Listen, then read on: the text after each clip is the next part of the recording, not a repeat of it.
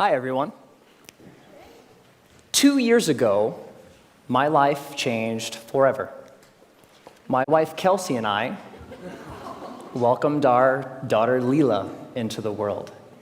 Now, becoming a parent is an amazing, amazing experience. Your whole world changes overnight, and all of your priorities change immediately, so fast that it makes it really difficult to process sometimes.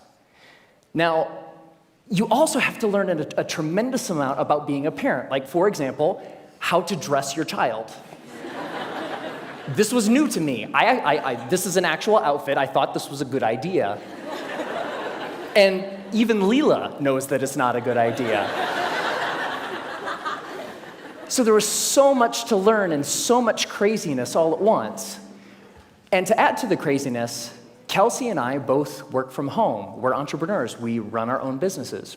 So Kelsey develops courses online for yoga teachers.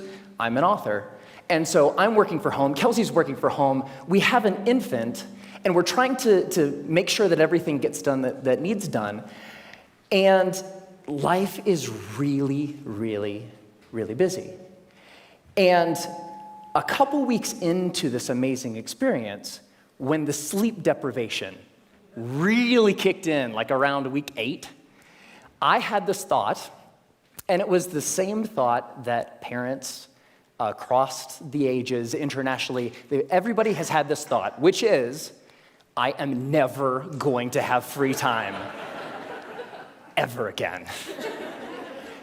And somebody said it's true. Yeah, it's not exactly true, but it feels really, really true in that moment. And this was really disconcerting to me, because one of the things that I enjoy more than anything else is learning new things. Getting curious about something and diving in and fiddling around and learning through trial and error and eventually becoming pretty good at something. And without this free time, I didn't know how I was ever going to do that ever again. And so I'm a big geek. I want to keep learning things. I want to keep growing. And so what I decided to do was go to the library and go to the bookstore and look at what research says about how we learn and how we learn quickly. And I read a bunch of books, I read a bunch of websites, and trying to answer this question: how long does it take to acquire a new skill? You know what I found? 10,000 hours. Anybody ever heard this? 10,000. It takes 10,000 hours. If you want to learn something new, if you want to be good at it, it's going to take 10,000 hours to get there. And I read this in book after book and website after website, and my mental experience of reading all of this stuff was like, no! I don't have time. I don't have 10,000 hours. I am never going to be able to learn anything new ever again. But that's not true. So 10,000 hours, just to give you a rough order of magnitude, 10,000 hours is a full-time job for 5 years. That's a long time. And we've all had the experience of learning something new, and it didn't take us anywhere close to that amount of time, right? So what's up? There's something kind of funky going on here. What the research says and what we expect and have experiences, they don't match up. And what I found, here's the wrinkle. The 10,000 hour rule came out of studies of expert level performance. There was a professor at Florida State University. His name is K. Anders Ericsson. He's the originator of the 10,000 hour rule. And where that came from is he studied professional athletes, world-class musicians, chess grandmasters, all of these ultra-competitive folks in ultra-high-performing fields, and he tried to figure out how long does it take to get to the top of those kinds of fields. And what he found is the more deliberate practice, the more time that those individuals spent practicing the elements of whatever it is that they do, the more time you spend, the better you get. And the folks at the tippy top of their fields put in around 10,000 hours of practice. Now, we were talking about the game of telephone a little bit earlier. here's what happened. An author by the name of Malcolm Gladwell wrote a book in 2007 called Outliers, the Story of Success. And the centerpiece of that book was the 10,000 hour rule. Practice a lot, practice well, and you will do extremely well. You'll reach the top of your field. So the message, what Dr. Erickson was actually saying is, it takes 10,000 hours to get to the top of an ultra-competitive field in a very narrow subject. That's what that means. But here's what happened. Ever since Outliers came out, immediately came out, reached the top of the bestseller list, stayed there for 3 solid months. All of a sudden, the 10,000 hour rule was everywhere. And a society-wide game of telephone started to be played. So this message, it takes 10,000 hours to reach the top of an ultra-competitive field, became, it takes 10,000 hours to become an expert at something. Which became, it takes 10,000 hours to become good at something. Which became, it takes 10,000 hours to learn something. But that last statement, it takes 10,000 hours to learn something, it's not true. It's not true. So, what the research actually says, if I spent a lot of time here at the CSU library in the cognitive psychology stacks, because I'm a geek. And when you actually look at the studies of skill acquisition, you see over and over and over a graph like this. Now, researchers, whether they're studying a motor skill, something you do physically, or a mental skill, they like to study things that they can time, because you can quantify that, right? So they'll give research participants a little task, something that requires physical arrangement or something that requires learning a little mental trick, and they'll time how long a participant takes to complete the skill. And here's what this graph says. When you start, so when researchers gave participants a task, it took them a really long time because it was new and they were horrible. With a little bit of practice, they get better and better and better, and that early part of practice is really, really efficient. People get good at things with just a little bit of practice. Now, what's interesting to note is that if, we don't really, for skills that we want to learn for ourselves, we don't care so much about time, right? We just care about how good we are, whatever good happens to mean. So if we relabel performance time to how good you are, the graph flips, and you get this famous and widely known, this is the learning curve. And the story of the learning curve is when you start, you're grossly incompetent and you know it, right? With a little bit of practice, you get really good really quick. So that early level of improvement is really fast. And then at a certain point, you reach a plateau, and the subsequent gains become much harder to get. They take more time to get. Now, my question is, I want that, right? How long does it take from starting something and being grossly incompetent and knowing it to being reasonably good in, hopefully, as short a period of time as possible? So, how long does that take? Here's what my research says. 20 hours. That's it. You can go from knowing nothing about any skill that you can think of. Want to learn a language? Want to learn how to draw? Want to learn how to juggle flaming chainsaws? If you put 20 hours of focused, deliberate practice into that thing, you will be astounded at how good you are. 20 hours is doable. That's about 45 minutes a day for about a month, even skipping a couple days here and there. 20 hours isn't that hard to accumulate. Now, there's a method to doing this, because it's not like you can just start fiddling around for about 20 hours and expect these massive improvements. There's a way to practice intelligently. There's a way to practice efficiently that will make sure that you invest those 20 hours in the most effective way that you possibly can. And here's the method. It applies to anything. The first is to deconstruct the skill. Decide exactly what you want to be able to do when you're done, and then look into the skill and break it down into smaller and smaller pieces. Most of the things that we think of as skills are actually big bundles of skills that require all sorts of different things. The more you can break apart the skill, the more you're able to decide what are the parts of this skill that will actually help me get to what I want, and then you can practice those first. And if you practice the most important things first, you'll be able to improve your performance in the least amount of time possible. The second is learn enough to self-correct. So get 3 to 5 resources about what it is you're trying to learn. Could be books, could be DVDs, could be courses, could be anything. But don't use those as a way to procrastinate on practice. I know I do this, right? Get like 20 books about the topic. It's like, I'm gonna start learning how to program a computer when I complete these 20 books. No, that's procrastination. What you want to do is learn just enough that you can actually practice and self-correct or self-edit as you practice. So the learning becomes a way of getting better at noticing when you're making a mistake and then doing something a little different. The third is to remove barriers to practice.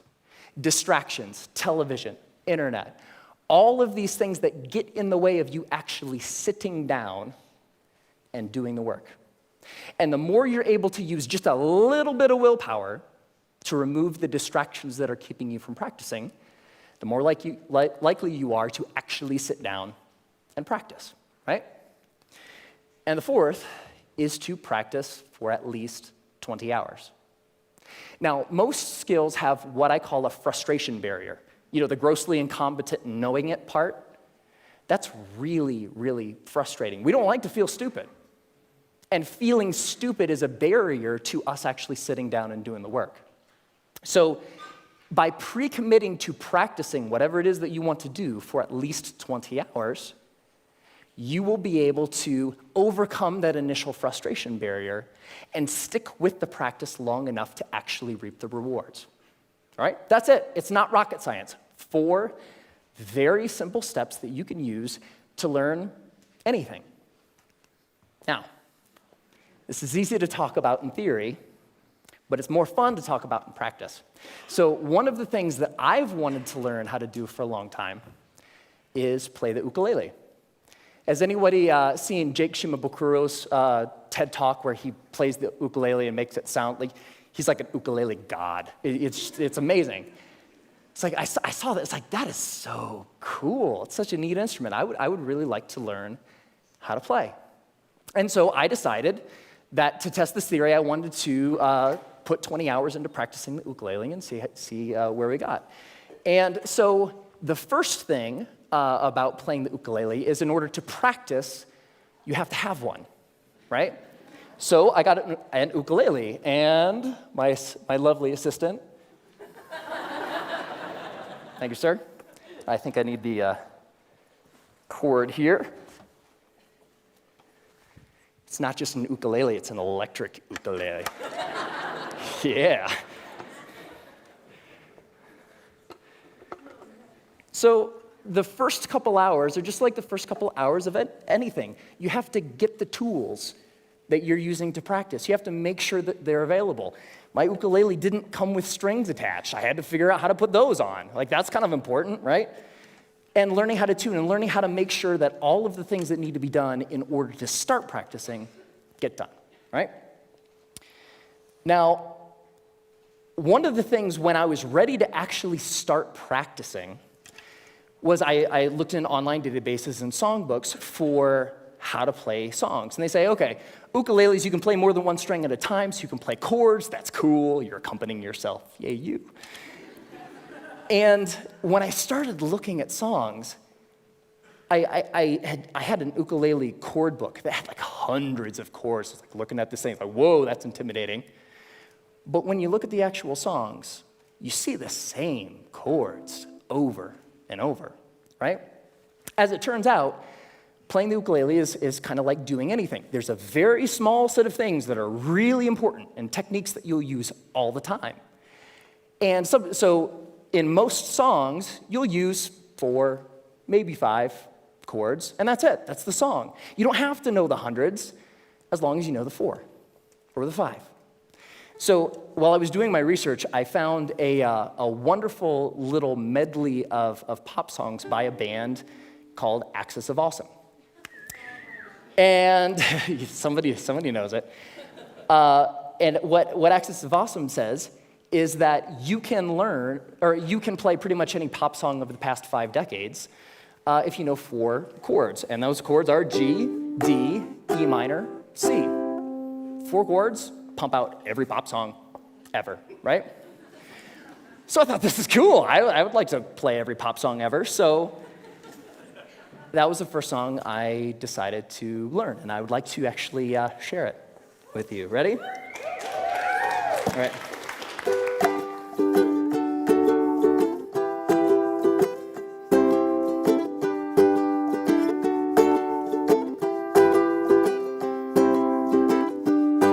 Just a small town girl living in a lonely world. She took the midnight train going anywhere. I heard that you settled down, that you found a girl, that you're married now. Every night in my dreams I see you, I feel you. That is how I know we'll go on. I won't hesitate no more, no more. It cannot wait, I'm yours. 'Cause you are amazing.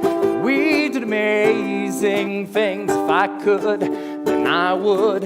I'd go wherever you will. And can you feel the love tonight? Can I live with or without you? When I find myself in times of trouble, Mother Mary comes to me. Sometimes I feel like I don't have a partner. No woman, no cry, Mama, this surely is a dream. I come from a land down under. Once a jolly swag man camped by a billabong. Hey, I just met you, and this is crazy. Now here's my number, so call me. Hey, sexy lady, whoop, whoop, whoop, whoop, whoop 'em Gangnam Style. Time to say goodbye. Closing time. Every new beginning comes from some other beginning's end.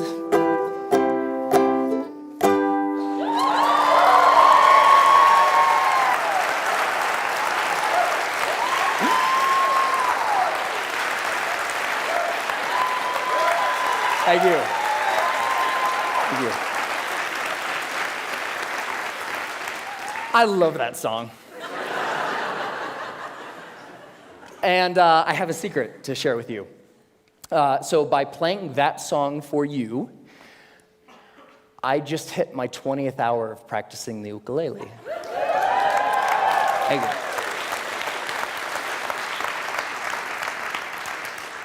And so it's amazing, pretty much anything that you can think of. What do you want to do? The major barrier to learning something new is not intellectual. It's not the process of you learning a bunch of little tips or tricks or things. The major barrier is emotional. We're scared. Feeling stupid doesn't feel good. In the beginning of learning anything new, you feel really stupid. So the major barrier is not intellectual, it's emotional. But put 20 hours into anything. Doesn't matter. What do you want to learn? You want to learn language? You want to learn how to cook? You want to learn how to draw? What turns you on? What lights you up? Go out and do that thing. It only takes 20 hours. Have fun.